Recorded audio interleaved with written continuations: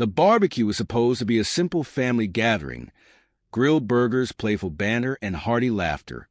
It was my favorite tradition, a time when sports debates would spark among relatives, reminding me of the bonds that held us together. I had spent the morning setting up the yard, making sure everything was just right.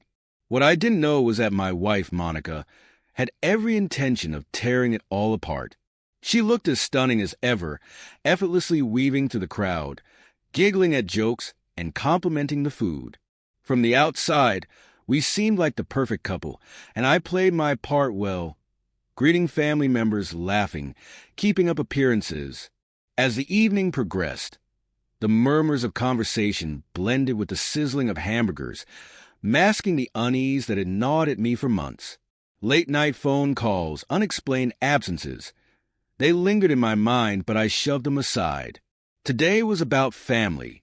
Then, Monica tapped her wine glass with a spoon. The chatter died down. She stood in the center of the patio, the warm glow of the lights highlighting the tension on her face. Her hand trembled slightly as she set her glass down. "Everyone," she said, her voice steady, but her eyes gleamed with something else: arrogance, defiance. This wasn't a job promotion or an announcement of a vacation. She inhaled deeply. "I've been seeing someone else." Gasps rippled through the crowd. My stomach twisted, but I remained seated, refusing to give her the reaction she craved. Then, out of the corner of my eye, I saw my cousin Eric. Monica turned toward him, and his face drained of color.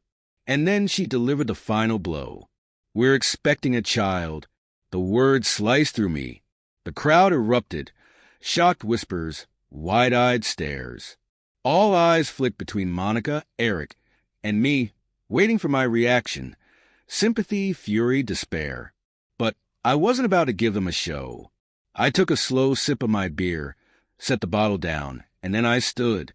Monica's gaze locked onto mine, bracing for an outburst, accusations, a scene. Instead, I smiled, cold, calculated. "I hope he enjoyed both the affair and the STD you gave him." Silence. Monica's face froze.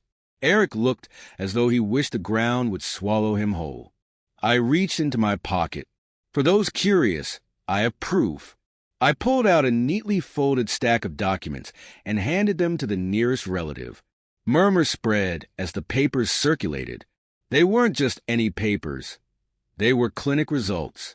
The same ones I had found weeks ago while cleaning our office.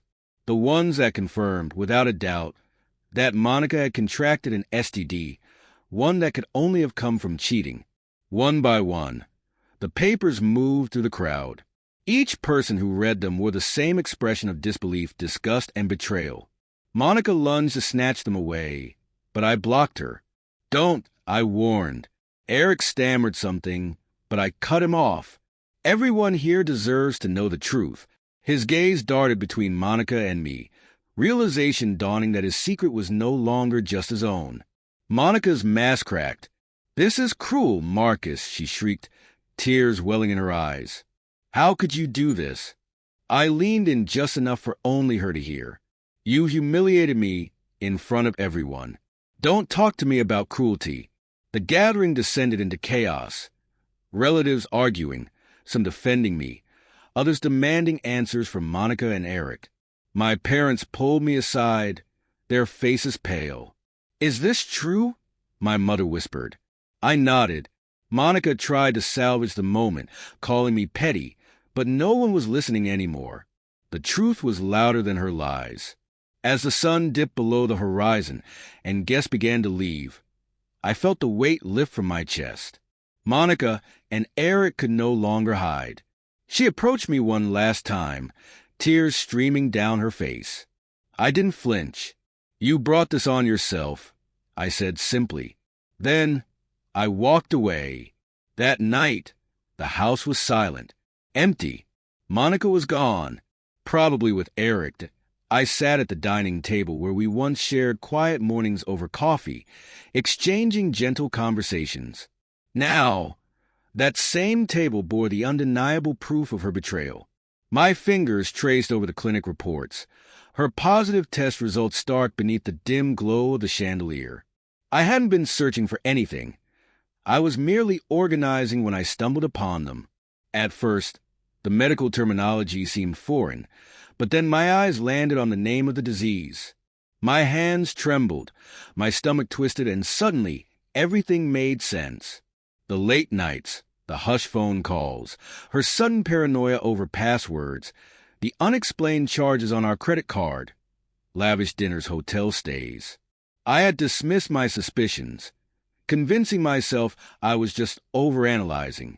But now, the truth stared back at me, undeniable, in black and white. Monica was not the type to admit guilt.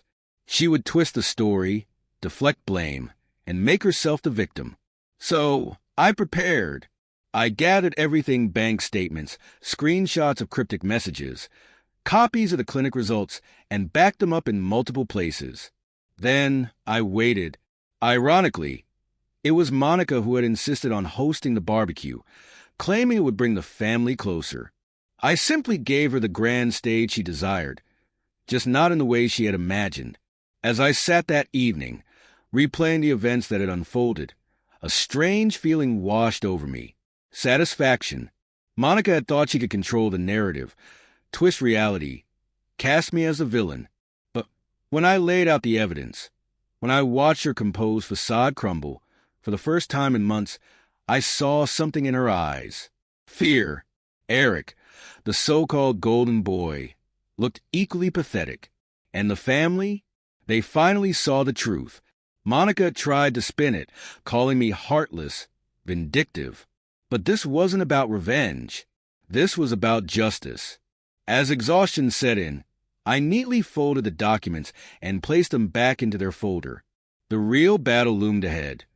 Divorce proceedings, splitting assets, dealing with the aftermath. But for now, tonight, the truth had been exposed, and that was victory enough. Before heading to bed, I checked my phone. Missed calls. Text messages from Monica, a mix of anger and desperation. How could you do this to me? We need to talk. I ignored them. She had made her choices, and now she would live with the consequences. Turning off the lights, I lay down and felt something I hadn't experienced in a long time. Peace. Her betrayal had shattered me, but it was not the end of my story. Tomorrow marked a new beginning, and this time, I was in control. As I reflected, my father placed a firm hand on my shoulder. You handled it well, son. You kept your dignity. His words meant more than he could know. For months, I had felt deceived, a fool for my devotion.